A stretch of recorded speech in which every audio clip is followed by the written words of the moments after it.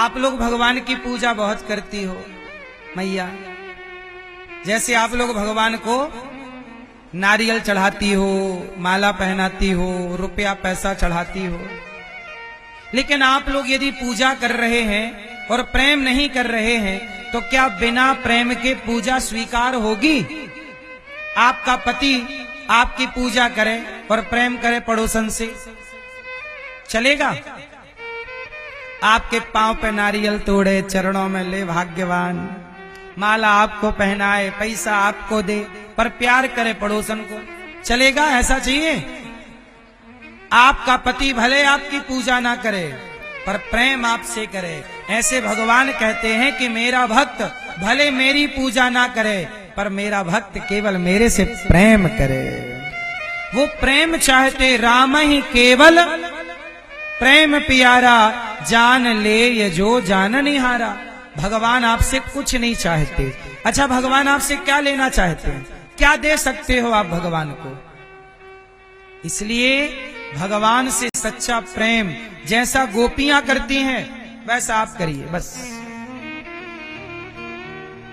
और भगवान को आप कुछ मत दीजिए। प्रेम गोपियों की तरह। उद्धव जी ज्ञानी हैं, गोपियां प्रेमी हैं। अच्छा, ज्ञान और प्रेम अलग अलग है। ज्ञान मतलब बंदर का बच्चा और प्रेम मतलब बिल्ली का बच्चा। बंदर का बच्चा अपनी माँ को पकड़ता है, बंदरिया बच्चे को नहीं पकड़ती जब इस पेड़ से उस पेड़ पर छलांग मारती है तो। लेकिन बिल्ली का बच्चा अपनी माँ को नहीं पकड़ता, बिल्ली बच्चे को पकड़ती है। एक जगह बच्चे ने माँ को पकड़ा है। बंदर में क्या है? बच्चा माँ को पकड़ता है और बिल्ली में माँ बच्चे को पकड़ती है। बताओ कौन सा बच्चा सुरक्षित है, बंदर का कि बिल्ली का? हाँ, जो भगवान को पकड़ते हैं वो ज्ञानी कहलाते हैं। और जिन्हें भक्त, जब आप भक्त होते हैं तो आप भगवान को नहीं पकड़ते, भगवान आपको पकड़ते हैं। जिन्हें भगवान पकड़े वो भक्त कहलाते हैं। जो भगवान को पकड़ते हो वो क्या कहलाते हैं? ज्ञानी। और जिन्हें भगवान पकड़ते हैं वो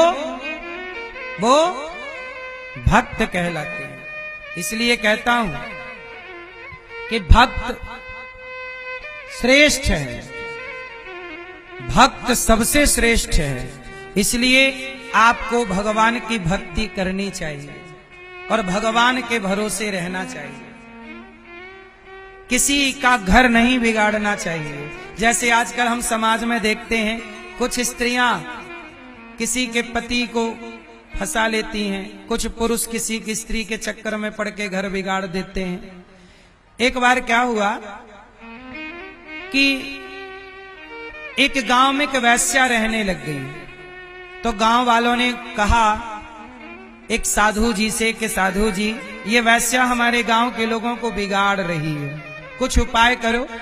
संत जी ने कहा मैं करता हूं। संत जी गए और उस वैश्या की कुटिया के आगे संत जी ने अपनी कुटिया बनाई और रहने लग गए। कीर्तन करें, भजन करें।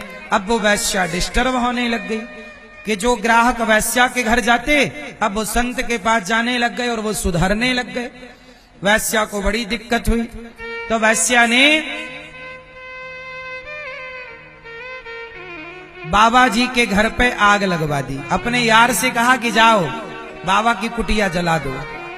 जब कुटिया जलाने के लिए वैश्या के यार आगे चले और आग लगाई, तो जब आग जलने लगी तो ईश्वर का न्याय देखो कि जब आग जलने लगी तो भगवान ने हवा चला दी जरा सी, और हवा चली तो आग उड़ उड़ के वैश्या के घर पे भी जाने लगी। तो वैश्या ने दौड़ के कहा, उसका भी घर जलने लगा। बाबा जी से कहा, बाबा आपने मेरा घर जला दिया। साधु ने कहा, देवी मैंने तेरा घर नहीं जलाया। तो किसने जलाया? बोले तेरे यार ने मेरा घर जलाया, तो मेरे यार ने तेरा घर जला दिया। इसलिए याद रखना मेरी माँ, किसी का घर बिगाड़ना नहीं है। आजकल कुछ स्त्रियां किसी स्त्री का घर बिगाड़ देती है कि नहीं? स्त्रियां ही स्त्रियों का घर बिगाड़ देती हैं। तो यदि आप किसी का बिगाड़ोगी तो याद रखना कि आपका भी बिगड़ेगा जरूर, क्योंकि ईश्वर के घर देर है अंधेर नहीं है। इसलिए कहता हूं, घर बिगाड़ना नहीं है, घर बसाना है। आपके द्वारा कोई घर बसाए, आपके कारण किसी का घर बस जाए, आपके कारण किसी के होंठों पे मुस्कान आ जाए, इससे बड़ा पुण्य क्या होगा साहब। एक बात बताऊं, सुखी रहने का मंत्र, सुखी रहने का मंत्र है कि 100 रुपए कमाओ, 500 रुपए कमाओ, 1000 रुपए कमाओ, जितना भी कमाओ उस कमाई का 2 रुपए निकाल कर, अपनी कमाई से 2 रुपए निकाल कर किसी भूखे को रोटी देते रहना। यदि आप किसी भूखे को रोटी दोगे तो वो रोटी खा के तुम्हें क्या देगा, क्या देगा? दुआ। जब तुम किसी को रोटी दोगे तो सामने वाला तुम्हें, और जहां दुआओं को आपने प्राप्त करना शुरू कर दिया, उसी दिन से आपके जीवन का सारा दुख समाप्त होने लग जाएगा। इसलिए कमाई करो, पर किसी भूखे को रोटी देने का प्रयास करो, किसी का पेट भरने का प्रयास करो। जैसे आप लोग गौरी गोपाल आश्रम में जो संत लोग आते हैं, उनके लिए आपने भोजन का सहयोग किया, किसी ने संतों को रोटी दी, किसी ने कहा कि हमारी तरफ से नमक इनकी दाल सब्जी में डलवाना, तो आप सब सहयोग करते हैं, इन संतों के बारे में सोचते हैं, तो आपको दुआएं मिलती हैं, आशीर्वाद मिलता है, और इसी से आपके घर की जितनी भी परेशानियां हैं, जितना भी दुख है, कहते हैं ना, दवाओं का असर जहां नहीं होता वहां दुआओं का असर होता है। इसलिए थोड़ा दुआएं भी कमाइएगा। एक जंगल था, उस जंगल में आग लग गई, सारे पशु पक्षी भाग गए, लेकिन चिड़िया थी एक छोटी सी, वो चिड़िया पानी चोंच में भरती और जंगल की आग में डालती, जंगल की आग बुझाती। एक कौआ वहां से निकला, कौआ बोला, चिड़िया क्या कर रही हो? चिड़िया बोली, भैया जंगल की आग बुझा रही हूं।